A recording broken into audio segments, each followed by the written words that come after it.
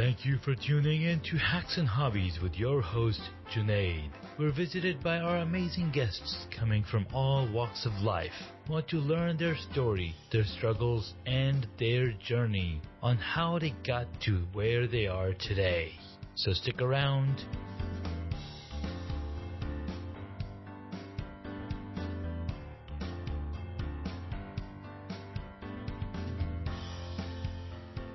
In this episode, I get to speak with Hussain Al-Mutawakil. He's passionate about people, technology, and the relationships between them. He's a project manager at Sahuri.com, and I met him at I think about a year ago at a LinkedIn local here in Northern Virginia. We hit it off, and we've been connecting since then. He is into all things digital marketing. He's building brands, storytelling. So we had a lot of things that are going for us, being in the same type of stuff that we're creating. So I was like, hey, dude, it's been a while since we talked. Let's bring you on the podcast. Interviewed over 100 people.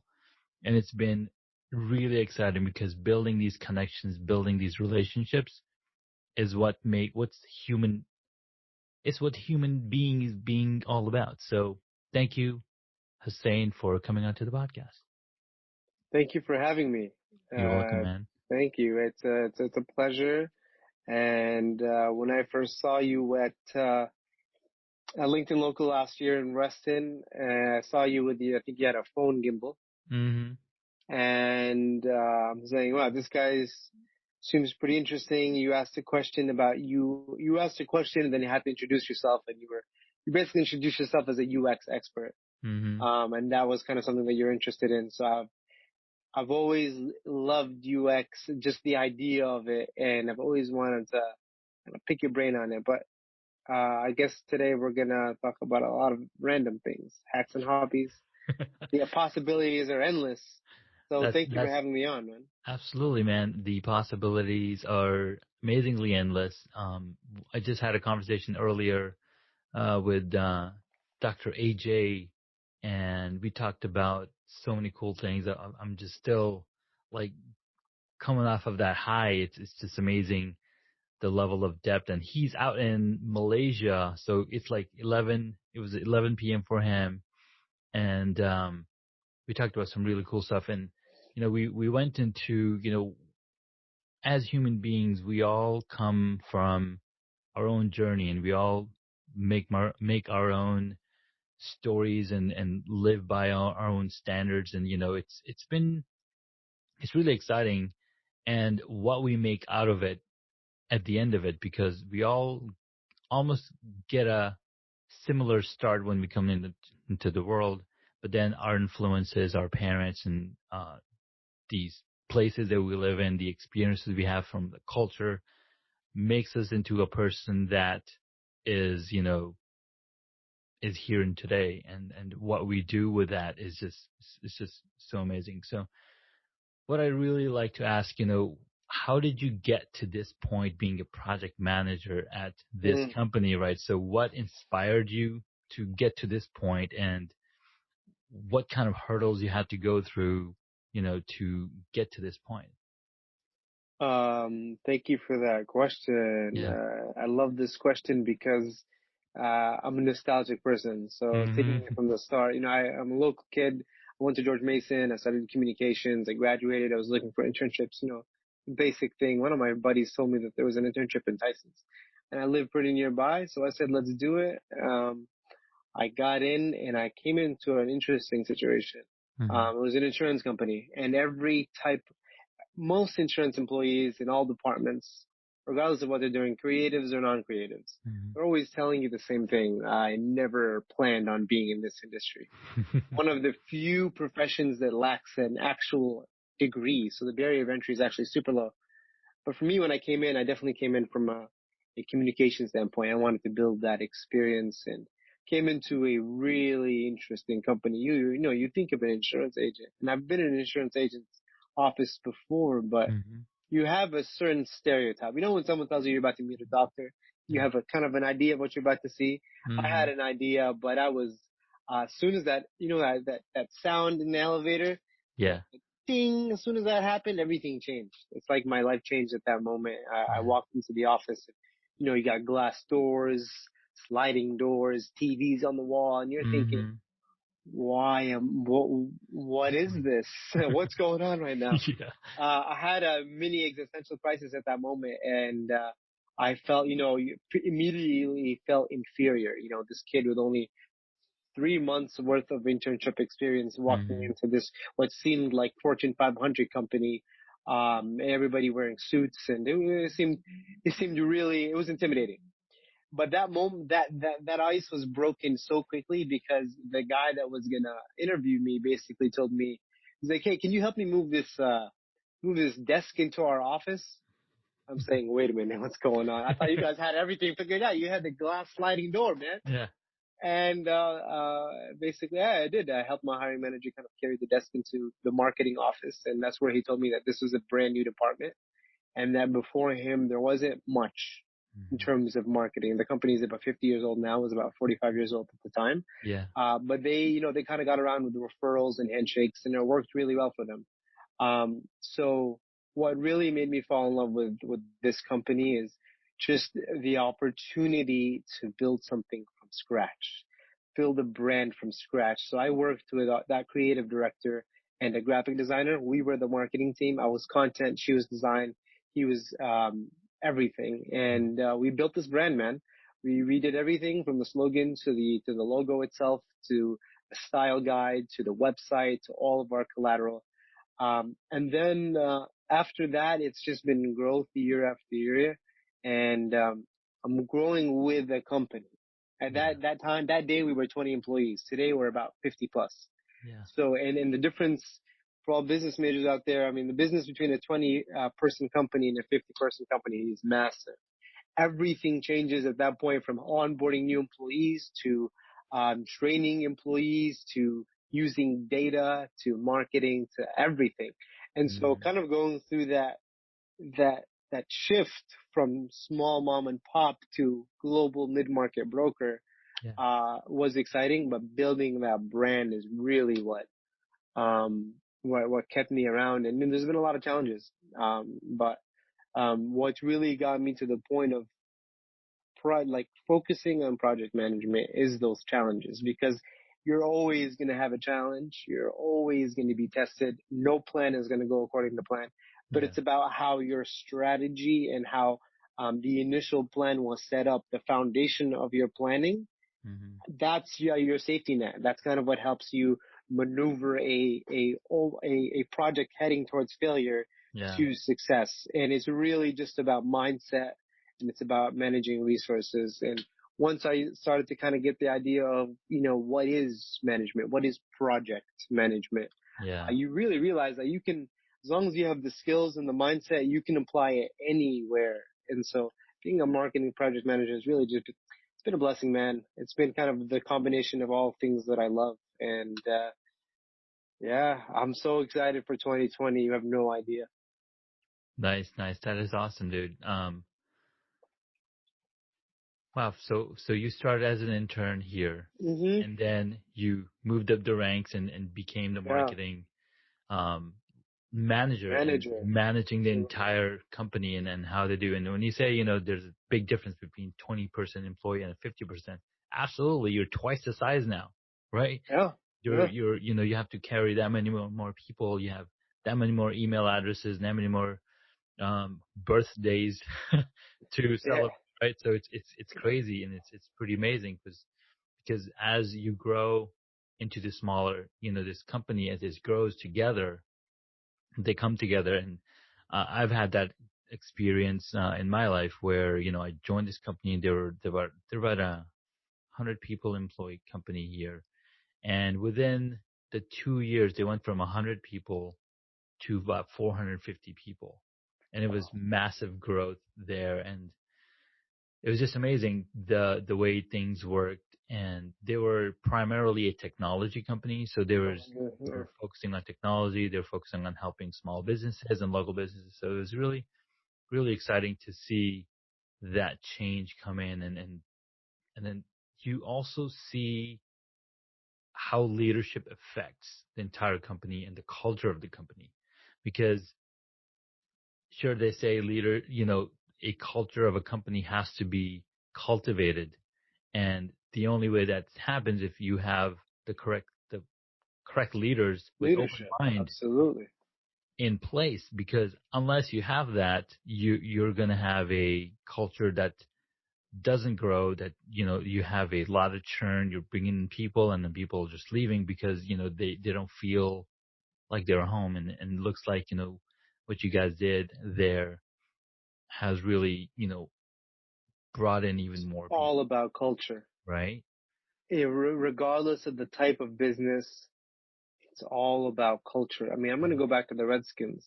Mm-hmm. The issue with that football team is not talent. It's not Mm-hmm. location. It's not money.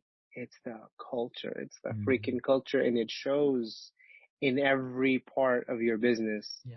Culture is so important because culture dictates how people feel when they roll out of bed in the morning, when they first take that first seat on their desk. Are they going to waste time, or are they impassioned and empowered to move their organization forward? Yeah. And wow, I mean, culture is a really critical thing, and you're right, it stops from the top down, man. Absolutely. So what's funny, we're talking about culture and companies, and Gary Vaynerchuk, who Mm. we all love and follow, he recently put out this little 9-pager PDF on LinkedIn, and it says if you think of business like a computer, culture is the operating system. There you go. Right. It's the Oh my operating God. system Yeah, that your computer, your company runs on. 100%. Right. And then he said, if you look at some other things, like everything else is just an application, financial, Yeah, strategy, creative, they're just that's a applications. really interesting way to put it. Right. He's like, what? He's like, finance is an app, same for creative. That's also an application and strategy. But culture is the operating system. Absolutely. So he says, tag a person who lights up your office, of course. And then, so that's a little PDF that he was sharing. And it just raises that question, you gotta have that culture in place. And if it's not in place, then you get the entire company involved in creating that culture that everybody wants to be part of. And that's something that we, as a company, decided to do this year. Mm-hmm. When you think Sahori, for the people that know us, they immediately say culture. Mm-hmm. This is interesting. They immediately say culture. They say, tech. They say family owned, everybody's got their back. Mm-hmm. But we never defined the culture as an organization. We never defined it. It kind of just happened. Yeah. By nature, if you're a good family and you own a business, those morals will trickle down. Yeah. But until you define your culture as an organization, you get together and say, this is who we want to be. Yeah. That's when, the law of attraction kind of takes care of itself. I think really you have to speak things into existence, especially today, because we're all silently mimicking something that we saw or someone that we want to be. Yeah, yeah, exactly. And that's really beautiful.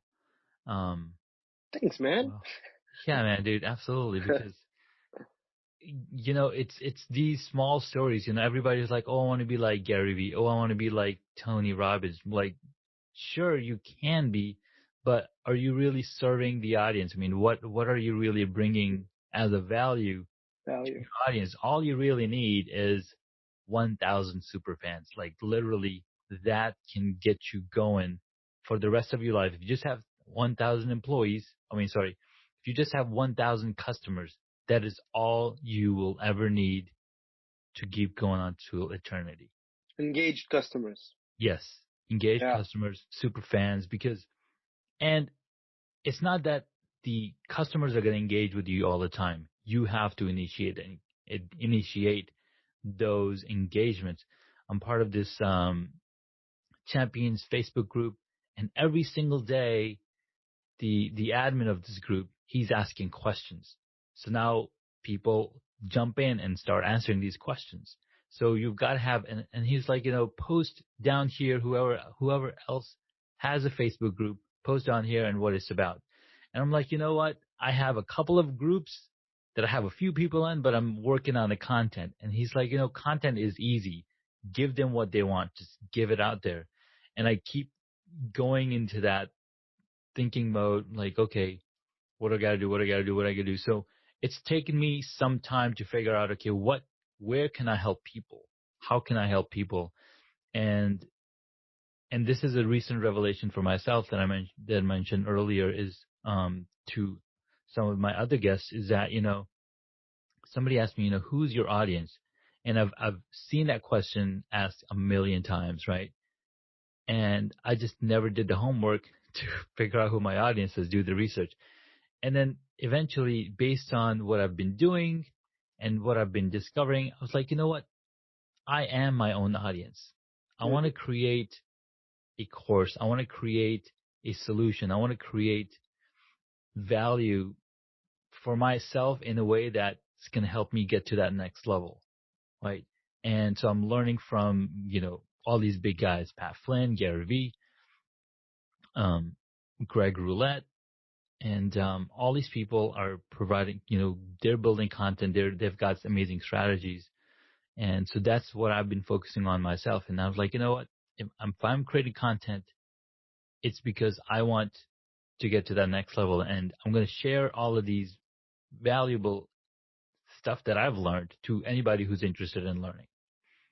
Because we learn from each other. And if, like, for example, you've gone through a journey of figuring things out as you're building out your marketing department, as you're building out the culture, right? So you've gone through many things and you're going out and reading articles and stuff like that. And then you eventually implement all of these things that you learn. That learning moment is what people want to hear about. Yeah. I mean, application is so hard because, we're learning from these influencers, and then we just want to apply everything that sounds good. I remember the last HubSpot conference that I went to, I came out, with this notebook right here, story.com. I thought I had it all figured out. Yeah. I mean, I went to our CEO and I said, we need this, and this. Not all of it worked, but half of it did. Like, for example, I said, we need a data specialist and we need customer success. Yeah. And we got both. Data specialist did not work out. Customer success has been a home run. Yeah. And so I think sometimes it's all about courage too, to kind of apply what you learn. I know. Before the courage, there's this intellect that, okay, this is applicable in my field, for my audience. This is value for my audience. Yeah. And then it's really having the courage to pitch it, because by the time you get home, you're starting to doubt yourself. You're starting to say, imposter syndrome, what's going on? But sometimes it's those gut feelings that just come unchecked that are really, those are the big moments, like the transcendent moments in your life. And I feel like people should just be a little bit more confident in themselves. And then courageous application.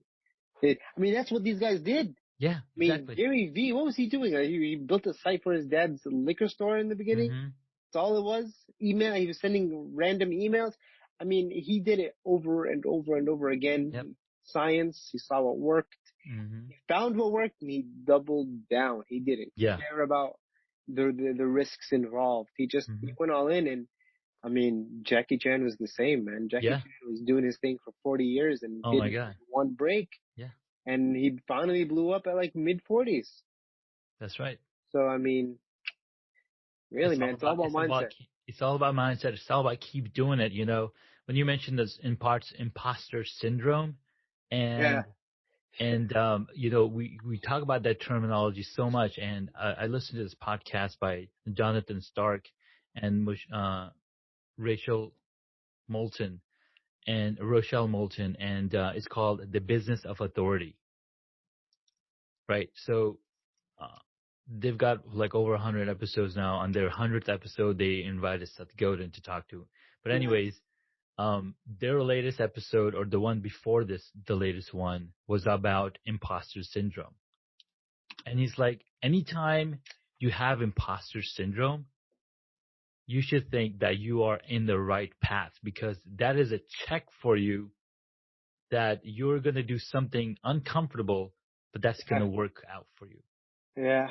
It's like, it's really like they're like, we've had, like, they had imposter syndrome when they were trying to do, like, for example, Seth Godin has the marketing program. His marketing program is friggin' amazing. So Jonathan Stark had taken his course, and he's like, I'm going to do the same thing, and I'm going to call it the pricing seminar. So the marketing seminar, so he created, so he's like, I'm going to copy it off of, what I learned here, and I create my own valuable.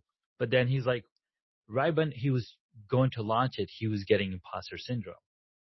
So he's like, it's very rare to get this imposter syndrome, because once you've gone over that hump, you'll be like, oh, wow, this is something I've never done before. Mm-hmm. For example, I'm stuck in this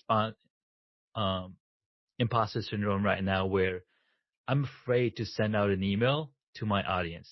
I'm afraid to send out an email to my list and these are guests that I've talked to on the episodes, right? And I'm afraid to send an email out to them like, hey, I have a new episode dropping today. Go check it out. Like, I'm afraid, because I'm like, I don't know what they're going to say. And then I keep like doubting myself, and I'm like, no, I have to like just do it. If people don't like it, they can unsubscribe. That's why there's that unsubscribe button. But I've just been so scared to do it myself. I'm like, no, I'll just wait another week. So, right. So it's that, like, hearing from other people, like what they feel imposter syndrome is and how to get over it, is super helpful. Yeah, when I discovered that it was a thing, that really helped me in my mindset to realize this is something that everybody goes through. And sometimes the more you plan, the more you get it, because you start to think of all of the stages and all of the possibilities. Mm-hmm. But I mean, and it's very, very hard when you're in creative. So you're probably thinking of a million things. You're not just thinking of the header of the episode or of the post. Mm-hmm. You're thinking of the layout, the design, what was said, the time you're sending it. There's so many variables that us as creatives have to deal with. Yeah. That I think sometimes you just gotta trust the science. Okay, hey, when is the best time? Mm-hmm. Okay, hey, does the design pass my eye test and someone else's eye test that I trust? Am I really delivering value in the content? And you have a checklist, like an anti-imposter syndrome checklist. Kind of check, if all boxes are checked, you are officially in the syndrome. And that is your cue to send the message and now worry about anything else. But if you didn't check the design, if you didn't proofread the post, checking those boxes, then that you're probably not ready to send it. But I know what you mean, man. Exactly. Yeah, we have to get over it.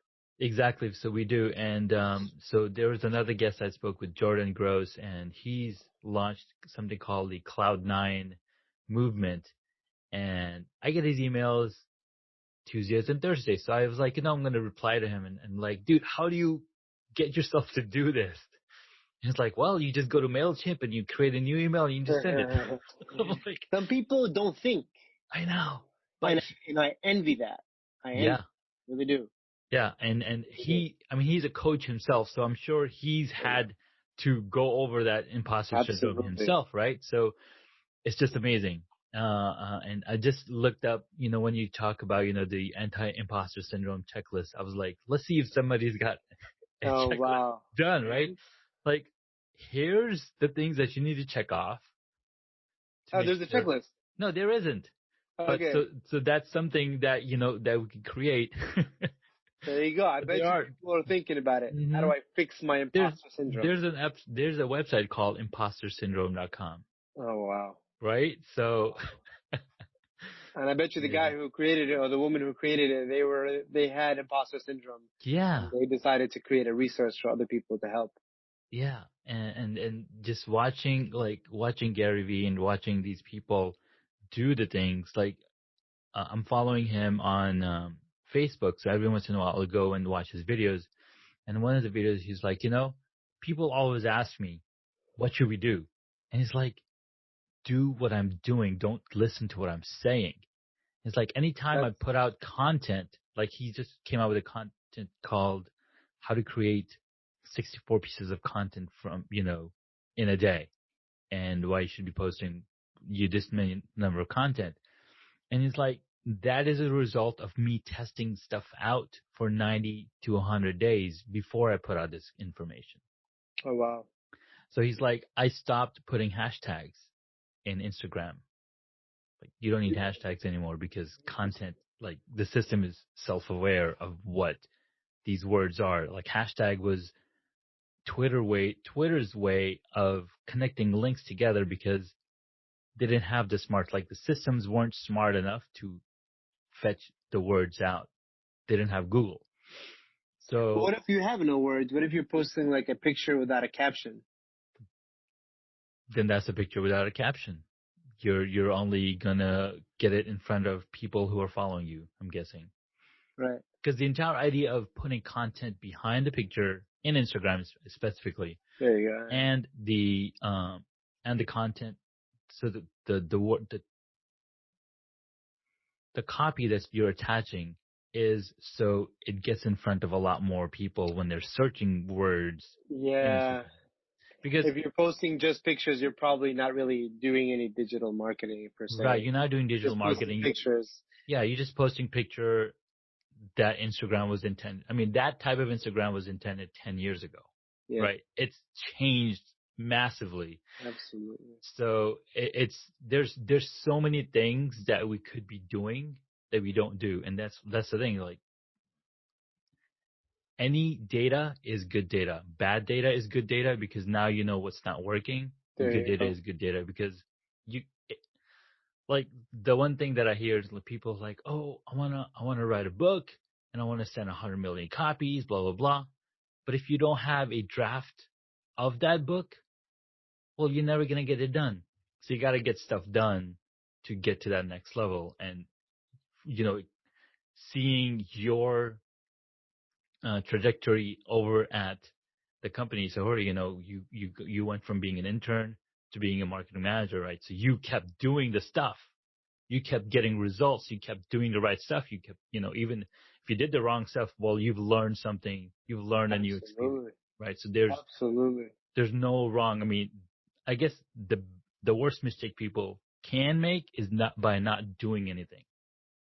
That is and not learning from your mistakes. You're not learning. Exactly. There was this event that I was a part of. Basically, this big association of companies. Let's say they were companies. Mm-hmm. And every company was a prospect of ours. Mm-hmm. So we were a sponsor. We had a table. And then we realized that the registration lines were too long.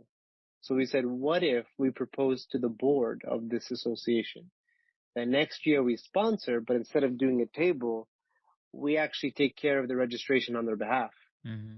Move you from paper registration for a 500-person event to digital registration and improve the experience for your attendees. Mm-hmm. And they loved it. Yeah. So the next year we did exactly that. We contracted Cvent. We used their software for the very first time. Mm-hmm. And then on the night of the event, 1 year later, the software just crashed. Mm. And you had names and table assignments and everything, and it just crashed. Yeah. This is after a 40-hour shift of planning with the board, And so we survived. But the following year, we said, we're going to do the same exact thing, but we're not touching the software. We're not touching the hardware. We're bringing people from the outside. We're contracting an agency to use the software because, we didn't have a plan B. We've never been in that situation before. We've never used that software before. So if anything were to go wrong, we'd kind of have to take it at face first. And so the next year, we did the same thing. We just changed a very small part of the plan, delegated. We identified our weak spot, and it doesn't hurt to lack experience in no, not at all, or another. And it hurts to feel like you can do everything on your own. Mm-hmm. That's exactly what we tried to do because we didn't know better. Yeah. We still made it work. but the next year we probably saved over 100 hours, at least 80 hours of labor, of internal labor. I mean, you multiply that by hourly rates plus the tax markup plus benefits markup, and we're talking about a lot of money. Yeah. And so you're absolutely right. Learning from your mistakes is huge. Yeah. And it's not a bad thing to make a mistake. Everybody does. Yeah. Everybody you makes have mistakes. to make mistakes to get to that next level. And I've made a ton of mistakes, and I've learned from those mistakes. And I'm like, you know what? Next time around, I'm going to hire somebody else to do this. There you go. And next time There's around, an insurance policy for mistakes. Right, exactly. There's an insurance policy for employee mistakes, and then there's an insurance policy for like executive mistakes. Yeah. They're separate policies, and it shows you that companies plan for mistakes to happen. And so everybody makes mistakes. You can't, give up because you made one. I mean, we have too many perfectionists in the PC society out there. Fantastic. Sure. Well, that was really cool conversation. I do have a few questions that I ask my guests. Sure. So let's jump into that. But yeah, this is the fun part, huh? Yes, fun part. Well, the whole thing is a fun, right? It's really important to learn from your mistakes. I just wanted to do a little recap. Learn from our mistakes. Believe in yourself. Believe in yourself. Learn from your mistakes. Delegate. And when you have a gut feeling, you trust that gut feeling. Usually, go for it. Don't hesitate. Yeah. Don't wait to get home to think about it more. I mean, imposter syndrome is real. It affects people in all parts of the organization. Yeah. I mean, believe in yourself, man. I mean, if more people believed in themselves, especially in the creative space, especially in this area in Northern Virginia where there is a shortage of creative talent, I mean, we'd just have a lot more podcast episodes to shoot. Absolutely. All right. So what is one hobby that you wish you got into? Freediving. Freediving. Most people don't know what freediving is. Freediving is basically scuba diving without the gear. Okay.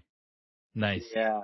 And it basically came up because people were struggling. I mean, really, the really hardcore enthusiasts were struggling with diving with massive creatures or even small creatures. And we're talking about whales, we're talking about dolphins, great white sharks, because the scuba tanks, first of all, they make you immobile. Second of all, they're loud. Third of all, they create bubbles, which are foreign to these animals. So, and sometimes the slightest mistake can cost you the difference between being 100 yards apart or being face to face. Wow. So freediving allows you to kind of approach animals in what seems to be a natural state, which lets you get up close and personal, and also get excellent footage with GoPros. So how do you breathe when you do freediving? You gotta practice, Junaid. You gotta practice. You seriously have to. Oh, so you actually holding your breath, going down, spending 3 minutes, and then coming back up. Exactly. Yeah. Wow, that's amazing. Pretty cool. Wow. We're gonna get there. I'm gonna go to Guadalupe or French Polynesia one day. Nice. Yeah, that's awesome. Cool, man. All right. So, what is your favorite movie or TV show? It's really hard. It's really, really hard. I have no idea. At this point, I can't even remember. But I'm just going to pull from recent memory here for the sake of time. I'm going to go TV show because I always prefer TV shows over movies. I love character development. Yeah. I love this is going to sound shallow, but I like to learn from everything that I consume. And I am more likely to learn from a TV show than I am from a movie. Because character development alone kind of gives you different perspectives of human beings. Because at the end of the day, it's not people just acting. It's a director and it's screenwriters and it's producers all coming together to create something. And so there's always hidden gems in there. You know, I love silver linings. So I'm definitely going to go with Vikings. It's actually from the History Channel, so it's backing up this whole nerdy approach that I'm leading with. Yeah. Vikings is basically, it's it's fiction, nonfiction, it's a little bit of both, but it's about Ragnar Lothbrok. He is basically the Viking that began the successful conquests that opened up European invasions. Wow. they basically expanded Germanica into all of Europe. And so you think of the Swedes, not the Swedes, but I mean, it's the Danish countries today, Denmark, Sweden, Norway, all these countries. And so that it's a fictional, non-fictional story with some dramatization, of course, about Ragnar Lothbrok. And it's about 5 seasons, 6 seasons. For me, it was, this is Game of Thrones, and this is Vikings right here. So if you're watching, right next to it. Wow. You like Game of Thrones, you'll love Vikings. Okay. Awesome. Now this question is, came from the book, Ready Player One. Okay. By, I remember his name sometimes, I forget him, but anyways, what movie would you choose if you got to play a character in it? Oh, that's a good question.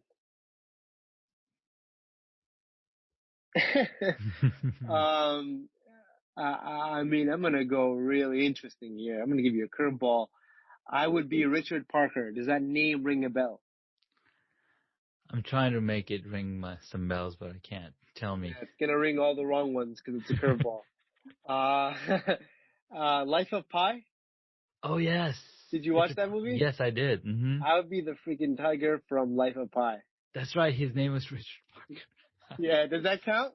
Can I use it? Of course. Absolutely. Absolutely, man. One of my favorite animals. I'd be Richard Parker, the tiger, the Bengal tiger. The Bengal tiger. Who survived on a sea voyage. Yeah. That's a really cool movie. It was. All right, next one. Who is your favorite superhero? Shoot. I've never had an answer for this one. No. I've actually never had an answer, but for the sake of the podcast, I'm going to take one. It's definitely going to be Superman because, I have these curls sometimes. You've got the curls. I've got the curls, and sometimes it comes right smack in the middle. So, yeah. You got the glasses, I got the glasses. Yeah, these are actually because I knew you were going to ask this question, so I had to pull them out. And you already know what's here. I just can't show you. Exactly. If I open it up. Nice. I like that answer, dude. Yeah. Thanks. For the longest time, I've had the username. We call them username or screen names when AOL was around. Super Junaid. Super Junaid. Yeah. So if you check out superjunaid.com, I've had that for over like 15, 20 years. I used to write on there, but every once in a while I'll go and post an article. I did check out your blog, by the way. No, yeah. I did. Yeah. They were very succinct and very compact posts, if you will. Yeah, they're pretty. I didn't go too deep. They're like really short ones, but it sounded like the blog.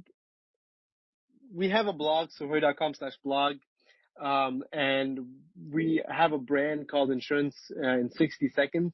It's basically our content engine. And when I was reading your blog, I'm like, this is kind of what our blog was supposed to look like. Ours are definitely not 60 seconds long. Yeah. Not 60-second reads. No, sir. All right. Well, we'll get there someday. Did you know that Godin writes every single day for the past 50 plus years? And he publishes it? He publishes blog posts every single day. That's impressive. I want to know where in his daily routine does it fall? In the morning. It's in the morning? It's in the morning. You wake up in the morning, you write. Interesting. Yeah. Every morning. Huh? I have a reminder on my phone to write every single day, and I ignore it. It's not easy. It's not easy. I mean, you've got to get into the habit. You got much energy from you, But that's the thing. It shouldn't be so much energetic because all you do, think of. I'll tell you what it is. Single English composition. Stop writing class. with pens. Yes, you got to. Exactly where you were going with it. Because if I'm writing in my journal with a pen, I'm not stopping and thinking and looking up sources. I'm doing exactly what you just said. I'm just writing. Yeah. So I'm curious to know how he writes. He's well, just on the keyboard. Well, think about the English composition class, right? The first class that you take, and they make you do journaling, do free writing. essentially all you're doing is just you're letting your mind open the gates and just write and write and write without thinking. And that's what he's essentially doing, because I think what happens, the type of life that we're living now with devices and technology is that we just don't have that time dedicate to writing. Like we're constantly being interrupted. So giving that time back, taking that time back, it's really and important. this 1 hour, I'm just gonna think, I'm just gonna write, I'm just gonna let it all out. And what that does, it enables your mind to open up and do the actual processing that it's meant to do, instead of being a store for all of it. Right. That's a really good point. Have you heard of sensory deprivation therapy? I've heard of it. You have? Floating? I have heard. I mean, I don't know which one different are. I mean, I remember they showed it in I Love Huckabee's movie. They put you in basically in a container with water and 900 pounds of Epsom salt. Yeah. Pitch dark and you can't hear anything. So you just freaking just float. And the idea is exactly what you said, is we're so distracted. We're constantly consuming information, whether we like it or not. Even if you're driving by, you see a shopping center, you're looking to the right-hand side, you're consuming ads and information always. And then physically, we're constantly, the gravity is a thing. It exists. It's pulling us down, and our body is constantly giving into gravity every minute of our lives. Yeah. So when you're in that tank, your body does zero work, and your mind does zero work in terms of processing information. And all you do is just float in space. And at that point, the water is 90 degrees. Or it's exactly the temperature of your body. Yeah. So you can't even feel the water. So now you're like in nowhere. And what that does is it gives your brain the ability to just, I don't even know what the word is. It's not think, it's not process. It's just to be. And that's where you start to learn a little bit more about yourself. That's when the good thoughts, the bad thoughts, the crazy thoughts start to come in, and you're just supposed to let them come and leave. Yeah. People do it for physical therapy. People do it for mental therapy. People do it for creative therapy. Some people do it just to recover from an injury. Is there anything local around here? Yes, there is, actually.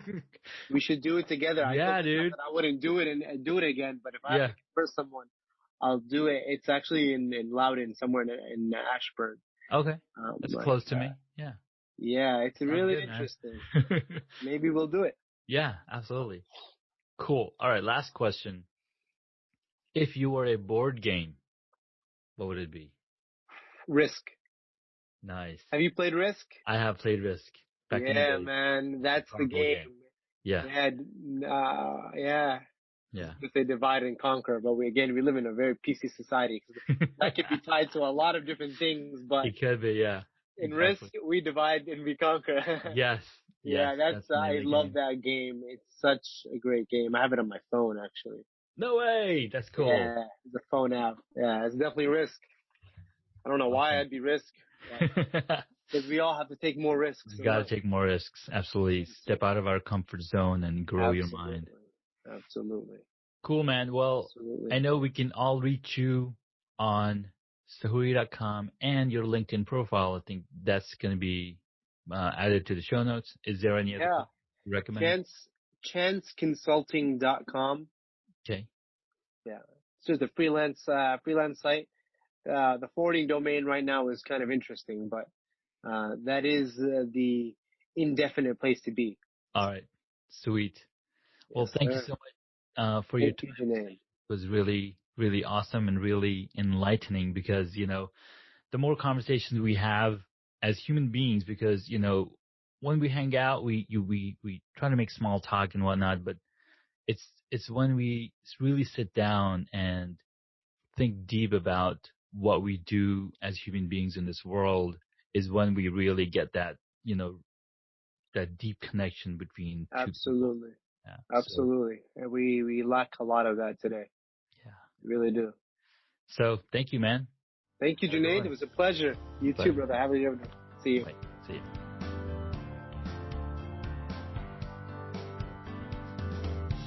Congratulations, you made it to the end of the episode. Thanks so much for listening to our guest on this episode. Please send me an email at junaid@hacksandhobbies.com to tell me what you loved about our guest today. You could find links mentioned in this episode on the hacksandhobbies.com website.